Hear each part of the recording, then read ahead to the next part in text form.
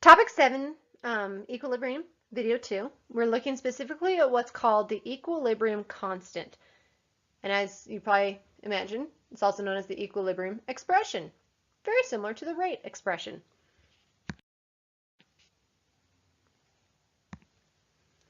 So Kc, instead of little k, Kc is the equilibrium constant. It is a fixed value for a particular reaction at a specified temperature, which means that it is temperature dependent. And so hopefully you see a theme here where a rate constant, equilibrium constant, they are dependent on the temperature in which you're running that reaction. And just like the rate constant, every reaction has its own particular value for the Kc based on the conditions, the reactants, everything that you can think of is involved in. So what does an equilibrium expression look like? So unlike the rate expression, you're actually going to use the stoichiometric equation. So if we have a generic equation where we have little a, little a is your coefficient, big A is your compound, plus little b, big B, gives us little c, big C, plus little d, big D. Now, in our cases, we are always going to be working with a homogeneous mixture. So that means that all your components are either going to be their gaseous, aqueous, liquid, or solid phases. However, majority of the time we're going to be working with gases and aqueous solutions because liquids and solids you can use density to determine. So now, writing up your expression, it's going to be Kc equals the concentration of your C to the value, the coefficient of C, concentration of D over the value, to the coefficient of D, concentration of A to the coefficient of A, concentration of B to the coefficient of B. So it becomes the concentration of your products over the concentration of your reactants based on their stoichiometric equation. These concentrations are the concentration of the reactants or products at equilibrium. So these are equilibrium concentrations. In 17.1, we're going to look at, well, what if we're given initial concentration? How do we get equilibrium concentration so that we can go through and use the stoichiometric equation?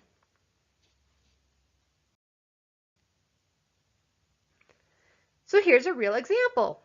So we have H2 gas plus I2 gas gives us 2HI.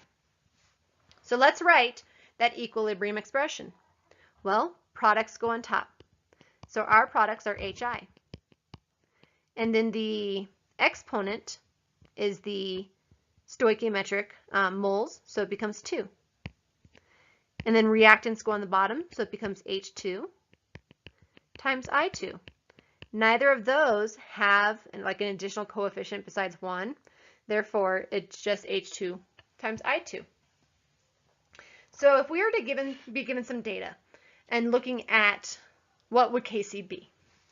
So for experiment number 1, if we have an equilibrium concentration of 0.156 squared over 0.0222 times 0.0222, you get a Kc value of 49.4.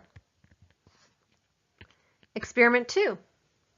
If you have equilibrium concentrations of 0.280 squared times 0.0350 times 0.004, 0.0450, you get a Kc value of 49.8. And then lastly, if we run a third experiment and we have 0.100 squared over 0.0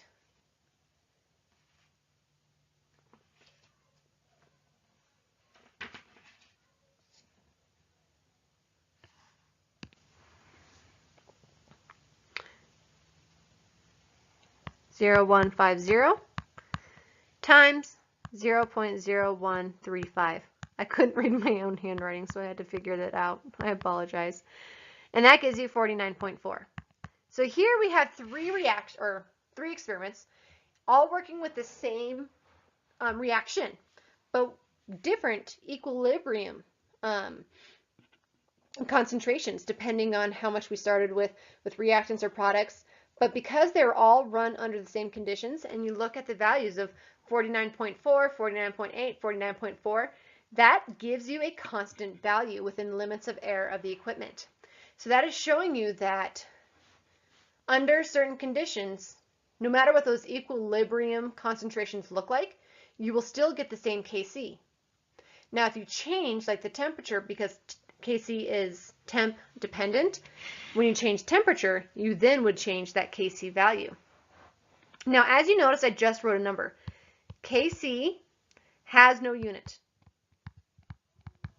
okay?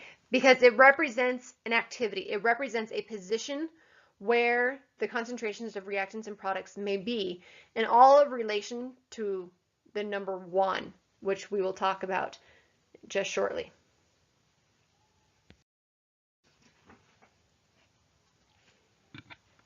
All right, so as I mentioned before, we look at that value of Kc, and we look at it in relation to the number 1. So if the Kc value, and they use these double like alligator arrows to represent like much larger or much smaller, and we saw these in topic 5 when we were talking about delta G and equilibrium, so this is where this is coming back. So when the Kc value is larger than 1, and for the most part much larger than 1, products are favored, and that means the reaction is going to go towards completion. Well, the reason why products are being favored is, if you look at how we set it up, we set up products over reactants, right? And so if Kc has a larger value, that means you're going to have a large number on your product side and a small number on your reactant side. And so based on a large number over a small number in the denominator, you get a number larger than 1. And so that tells us that we should have more products. It's just a mathematical relationship. When Kc is less than the value of 1, we're not saying negative, we're saying less, so 0 point something. The reactants are favored, so that means the reaction barely starts. I mean, there's a reaction there, but it actually may not be measurable or noticeable. Because again, we have products over reactants, and at this time, we have a small number on top and a large number on your denominator, which means you're going to get a decimal value. And that is therefore going to say, well, you still have a lot of reactants present in that reaction.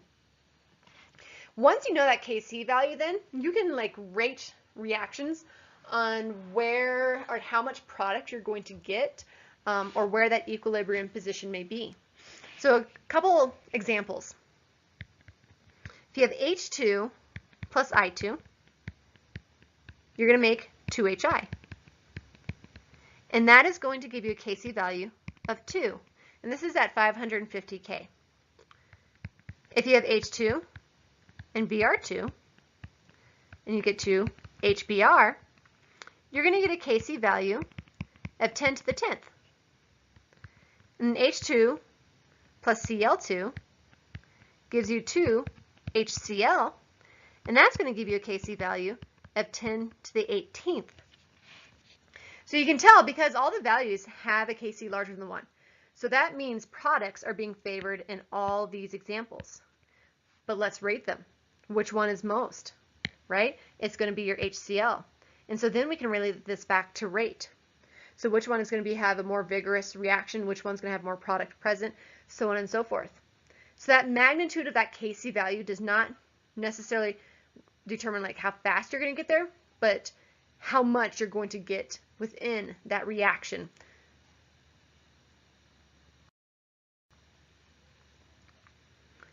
A concept based off that Kc value is called the reaction quotient, and its variable is Q. And the reaction quotient is, it helps predict the direction of the reaction. So you may be running a reaction and you take a measurement at some point in the reaction, you see what that the concentrations are, and you go through and look, you're like, well, is the reaction still proceeding and in what direction? And that is what it's for.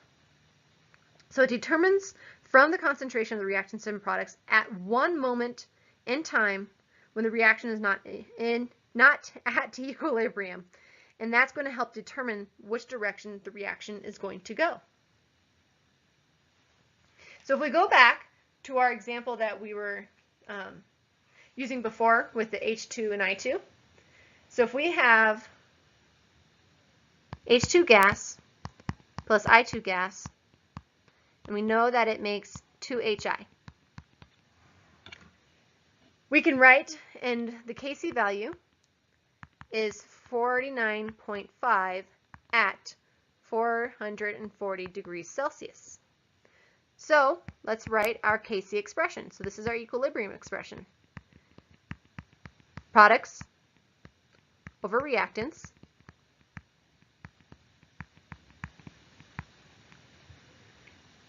So now we're going to pull some data, and we see our data, right? And so we're going to say at time 1, we are going to look at what we have. And so we're going to say Q equals, and so we have our concentrations.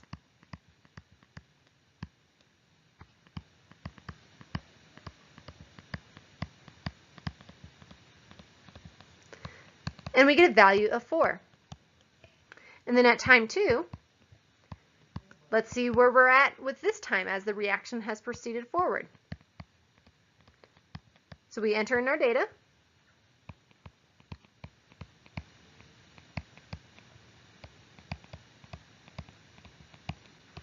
And we get a Q value of 103. So we've taken this reaction and we have looked at it at 2 different times. So looking at time value 1, well, Q is less than Kc. Well, if Q is less than Kc, right, and Kc is 49.5. So that means the reaction is going to go towards products. So that means at this point in time in the reaction, products are favored. In the second reaction, Q is greater than Kc, which means the reaction was pushed too far to the product side. So now that reaction is going to move back to the reactant side in order to get to equilibrium.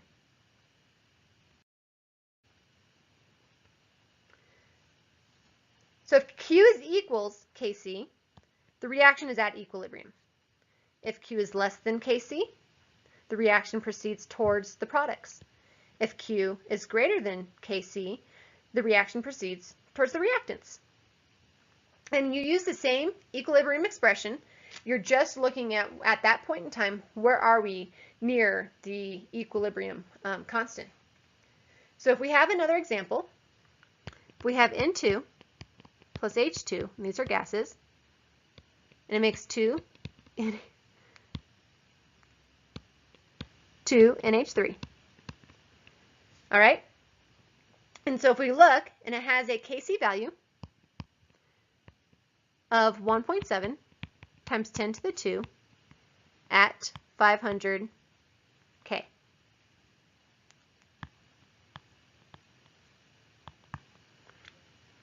So then you need to be given, you need to determine your Kc expression.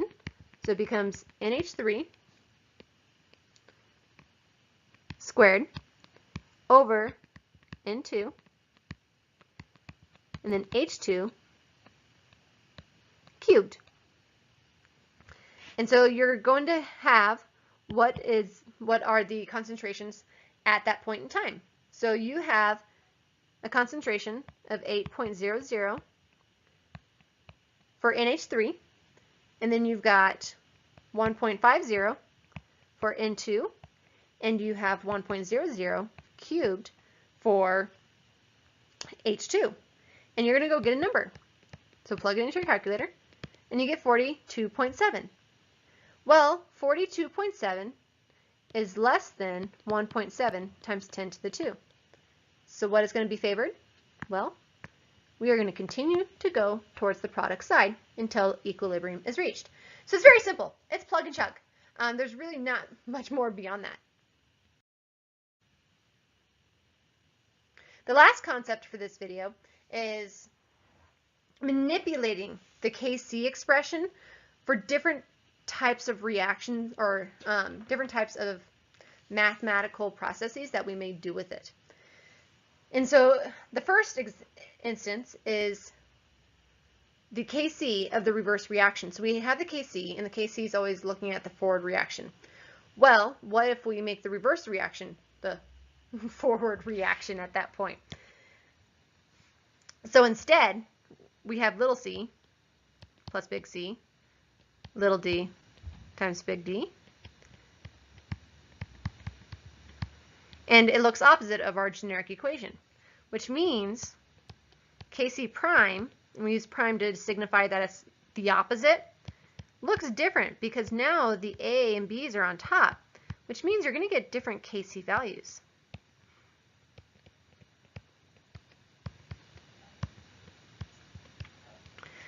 Right? And so you have that. And so if you look, Kc prime equals 1 over what our Kc would have originally been because you're taking the inverse of it.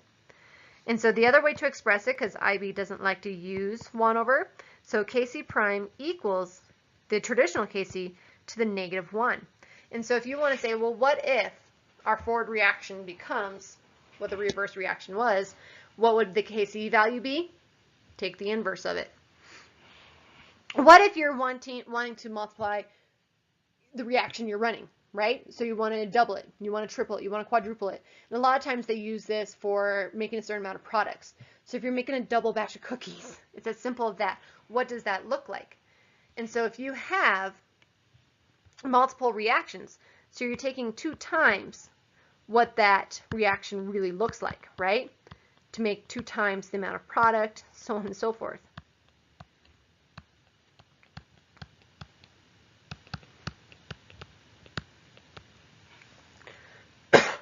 So depending, that could be this, I just represented a double. It could be a triple, could be a quadruple. It all depends on what it looks like. So essentially it becomes Kc to the x, and that x is going to represent what that value becomes. And so it could become Kc squared or Kc cubed, all depending. So you find your Kc value and say, well, what if you're doing double this reaction, right? What is the Kc value going to be then? Well, you square it. We're going to triple this reaction. What does that become? Well, we're going to triple it. And the reason why it's like that, why it's not doubling it, like you're actually squaring it, has a squared effect, because when you set up your Kc expression, because you are taking and you're doubling the mole concentration, you need to take into account that those mole concentrations, or they become exponents. Therefore, with those exponents, Kc is also going to be treated as an exponent.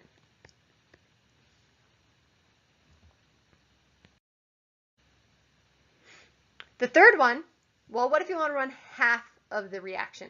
You have your mole ratios, you have to run them based off those mole ratios, but you want to just know what half of it's going to look like.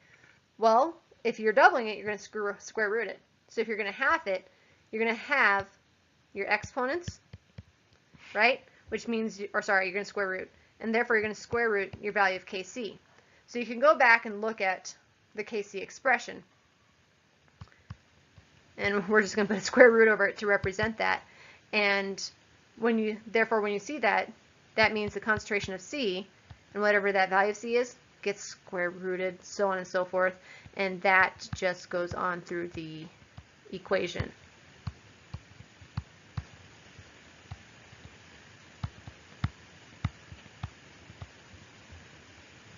Then lastly, what if we're going to run 2 reactions and we want to know what it looks like when we combine them?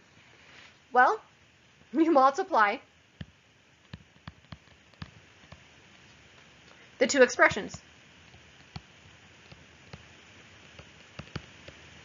So we have Kc of reaction 1 multiply it by Kc of reaction 2. I'm not going to use this squared because that's different. So you find your Kc value and you multiply it. So an example, what does this look like? We're going to go back and use an equation we've seen before. So 2HI makes H2 and I2. They're all in their gaseous state, and so we want to see it has a Kc value of 0.04 at a certain temperature. What would be the value of the equilibrium constant, Kc prime, for the following reaction at the same temperature? All right, so now we're going to go through and look at it, and what does that Kc prime look like? Well, remember, Kc prime equals Kc to the negative 1, right? So what that comes out to be, Kc prime equals 1 over 0.04, and Kc prime becomes 25. Well, what if we want to halve the reaction, right? So really, we want to have half of that H2, half of that I2, and then just have 1 mole of HI being made. What does that look like, right? And so that means you're now square rooting that Kc value. So now we take the square root of 25 and we get a Kc value of 5.0. So those are just little things that can be done to manipulate the Kc expression.